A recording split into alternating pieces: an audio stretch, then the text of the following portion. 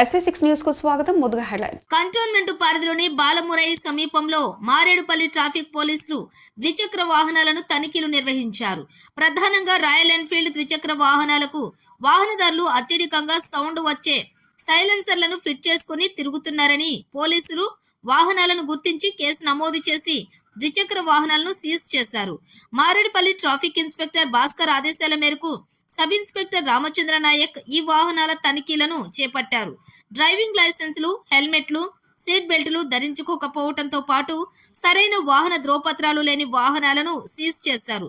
అదేవిధంగా సౌండ్ వచ్చే సైలెన్సర్లను ఫిట్ చేయకూడదని, అలాంటి వాహనాలను నగరంలో ఎక్కడ తిరిగినా సీజ్ చేస్తామని పోలీసులు హెచ్చరించారు.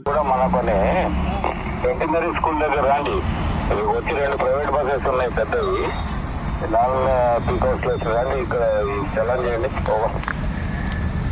సెంటనరీ స్కూల్ ఎక్కడ సార్ నా నోటెడ్ సార్ జేబీఎస్ కాడా?